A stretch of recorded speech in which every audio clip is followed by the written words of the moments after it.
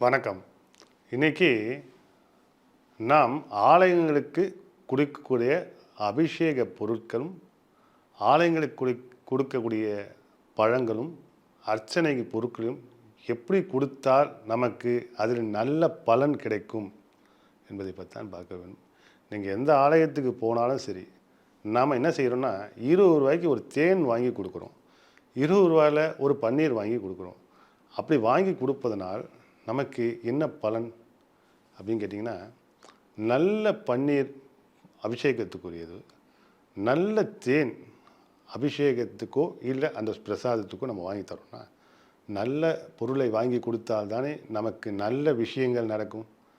பிரபஞ்சம் நமக்கு என்ன செய்கின்றோமோ அதை திரும்பி நமக்கு இருமடங்காக செய்யும்.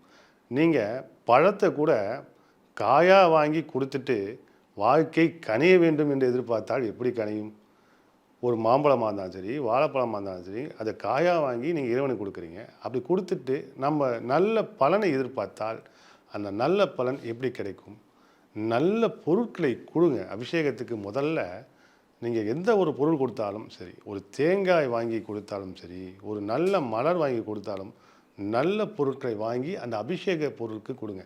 பிரதோஷமாக இருந்தாலும் சரி, சங்கடகத சதுர்த்தியாக இருந்தாலும் சரி, சஷ்டியாக இருந்தாலும் சரி, எந்த ஒரு ஆலயத்தில் நீங்கள் போய் எந்த ஒரு சுவாமிக்கு நீங்கள் ஒரு பொருளை கொடுக்க வேண்டும் என்று நீங்கள் நம்பினீங்கன்னா, அப்படி என்னால் முடியல சுவாமி, எனக்கு 20 தான் முடியும் அப்படின்னா, 2 கரங்களையும் சுவாமி முன்னால் வைத்து வணங்கி, சுவாமி எனக்கு நல்ல வரங்களை கொடுங்கன்னு கேளுங்க. அது தான் சுவாமி நீ இதை கொடுத்தா தான் நான் அதை செய்வேன்னு சொல்ல மாட்டார்.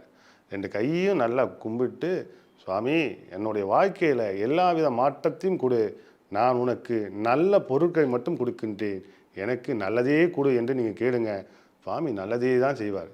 எப்போவுமே சுவாமி நமக்கு யாருக்கும் கெட்டதே செய்ய மாட்டார். நீ இதை கொடுத்தா தான் செய்வேன்றதுக்கு சுவாமி வட்டி கட்ட வச்சிடல. அதனால் சுவாமி எப்போவுமே நீங்கள் நல்ல விஷயங்களுக்கு நல்ல பொருட்களுக்கு வழிபடுங்க. நீங்கள் போகிறீங்க எந்த ஆலயத்துக்கு போனாலும் சரி, ஒரு நல்ல பழம் வாங்கிட்டு வந்தால் நல்ல பழமாக, நல்ல மஞ்சள் பழமாக வாங்கி கொடுங்க. மாம்பழம் கூட நல்ல பழமாக கொடுங்க. எது வாங்கி கொடுத்தாலும் நல்ல பொருளாக கொடுங்க. இளநீர் மட்டும்தான் நல்ல பொருளாக இருக்கிறது. சில பேர் அதுலேயும் ரூ. 20 இளநீர் கிடைக்குமா, ரூ. 30 இளநீர் கிடைக்குமான்னு வாங்கி கொடுக்குறீங்க. அதுவும் நீங்கள் தவறு தான் செய்கிறீங்க. தவறு செய்துவிட்டு இறைவனுக்கிட்ட நீங்கள் நல்லதாக செய்யினா எப்படி செய்வார்? நீ முதல்ல தப்பை திருத்திக்கோ.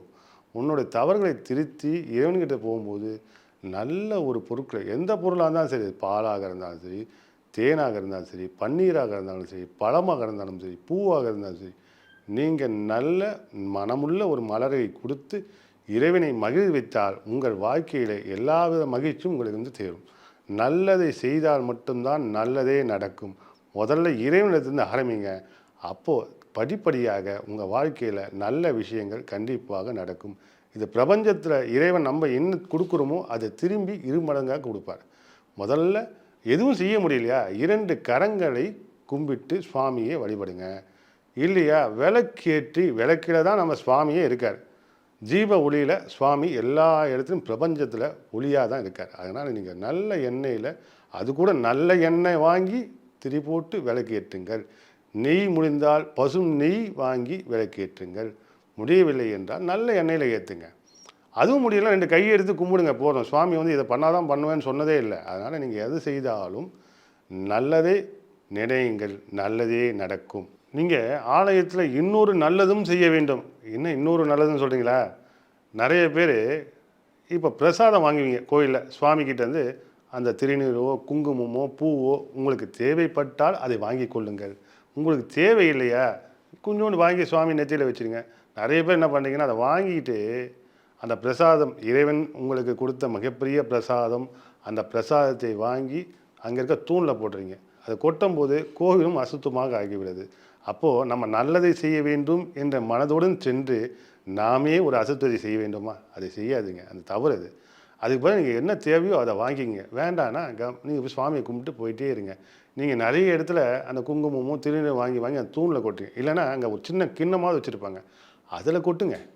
அப்போது மற்றவங்களுக்கு அது ஊழியப்படும். உங்களால் பின்னால் வரவங்க நிறைய பேர் சுவாமி பார்த்துருப்பாங்க, அவங்களுக்கு அந்த பிரசாதம் கிடைக்காமல் இருக்கும்.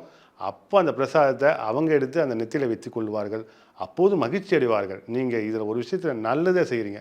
இப்படி தூணில் கொட்டி கெட்டது செய்யறதோட அந்த கோவிலில் இருக்கின்ற சின்ன சின்ன கிண்ணங்கள்லையோ அதில் உங்கள் பிரசாதத்தை கொட்டுங்க. அப்போது கோவிலும் அசுத்தமாகாது, அந்த பிரசாதமும் யாருக்கோ சென்று ஒரு பலனை தரும். இறைவன்கிட்ட கிடைக்கின்ற பிரசாதம் சாதாரணமாக கிடைச்சிடாது. அது நமக்கு கைக்கு வரணும்னா இறைவனுடைய அருள் இருந்தால் மட்டும்தான் நம்ம கைக்கே அந்த பிரசாதம் வருது. அந்த பிரசாதத்தை கொண்டு போய் தூணில் போகிறதுக்கு பதிலாக இந்த மாதிரி ஒரு கிண்ணத்தில் போட்டிங்கன்னா உங்களுக்கும் அந்த பிரசாதத்தோட அருள் கிடைக்கும். வேற ஒருத்தர் வந்து சுவாமியை பார்ப்பாங்க, அப்போ ஆரத்தி அவங்க பார்த்துருக்க மாட்டாங்க. சுவாமியோட பிரசாதம் கிடைச்சா போதுமே அப்படின்னு சொல்லி பார்த்தா அந்த கிண்ணத்தில் இருக்கும்.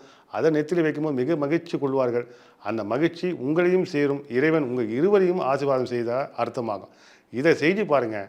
அதை விட்டுட்டு நீங்கள் அங்கே போய் அந்த பூவை வாங்கி அங்கேயே வைக்கிறது, அந்த திருநீர் வாங்கிட்டு அங்கே போய் கொட்டிக்கிறது, அந்த குங்கம் வாங்கி தூணில் கொட்டுறது, இதெல்லாம் செய்யாதீர்கள்.